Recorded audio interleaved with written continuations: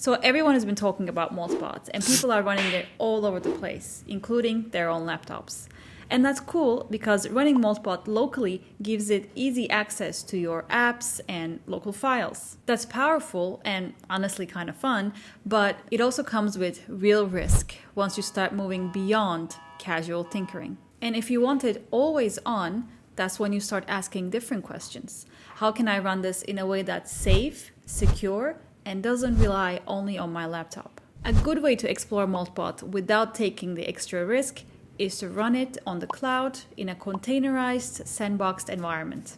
And that's what I'm going to show you here. The DigitalOcean team built a one-click Moltbot droplet to have a boring but very safe way to run Moltbot on the cloud. The goal is not new features, it is just to smooth out the setup process. So here is what the one-click droplet does. First, it generates a Moltbot gateway token so all communication is authenticated. Second, it sets up firewall rules and rate limits Moltbot ports to protect it from getting overwhelmed by bots. It runs Moltbot as a non-root user, so Moltbot cannot meddle with the full server. It runs Moltbot in a Docker container, which sets up an isolated sandbox and further helps prevent any unintended commands from impacting the server. And finally, it enables DM pairing, so only you can communicate with your Moltbot. So basically all the settings following Moltbot's own security guidance. And this way you are left to focus on Moltbot without having to worry about where it's running. You're not turning your personal laptop into a server. You get a small isolated environment to experiment from.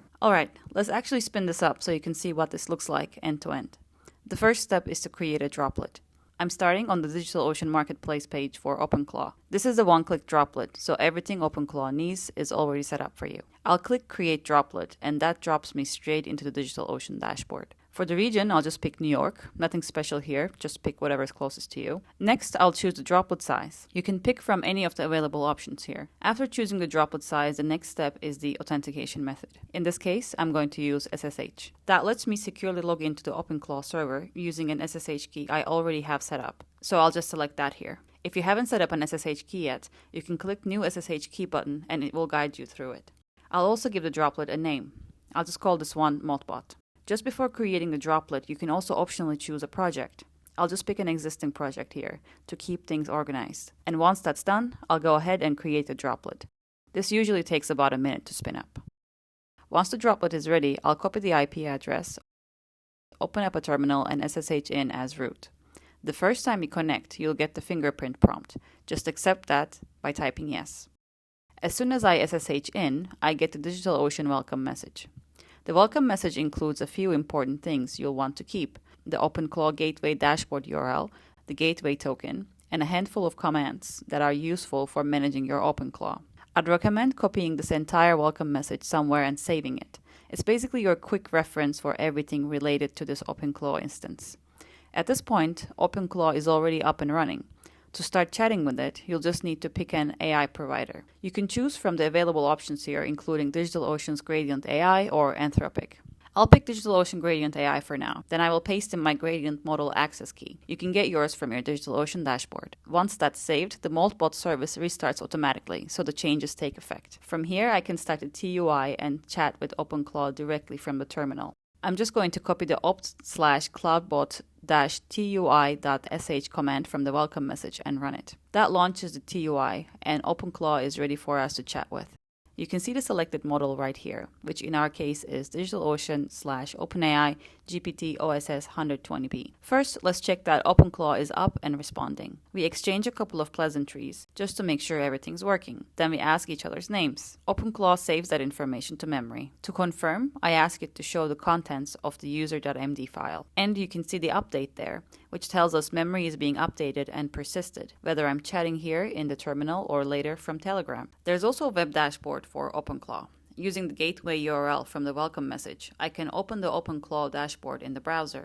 This gives me a view into the chat, skills, channels, and configuration, everything in one place. If I look at the chat here, you can see it's already in sync with the TUI. The conversation we had in the terminal shows up here automatically, and I can keep chatting from the browser if I want to. From here, I can also see the channels that are available, skills I can add, and the other ways I can configure OpenClaw. Now, let's connect to an external channel, because I don't actually want to live in an SSH session to talk to my bot.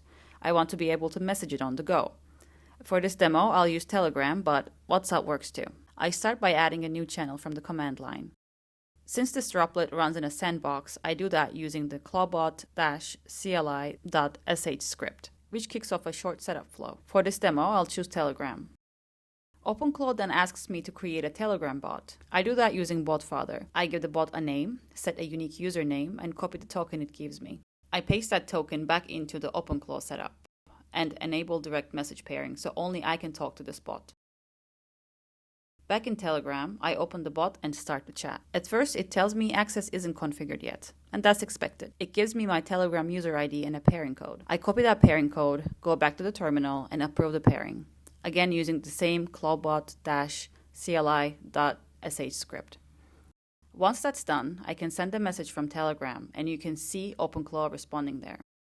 At this point, it stops feeling like a server process and starts feeling like an actual assistant I can message from anywhere. Now our OpenClaw is set up.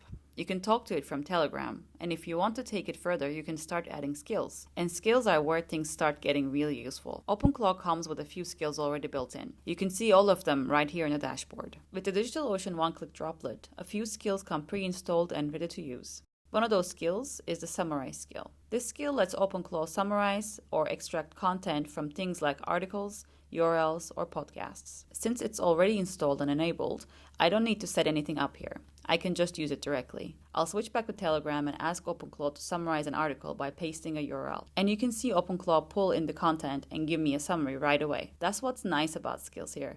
Once they're installed, they just blend into the conversation. And this isn't limited to what ships by default. There's a whole catalog of additional skills you can install. If you want to explore more, you can head over to MoltHub. At this point, you've got OpenClaw running, reachable from anywhere, with memory, channels, and skills already working. From here on, it's just about adding the skills you care about and shaping OpenClaw into something that's useful to you. You can find a link to get started in the description below. Try it out and then let us know how it goes in the comments. Thanks for watching, and I will see you in the next video.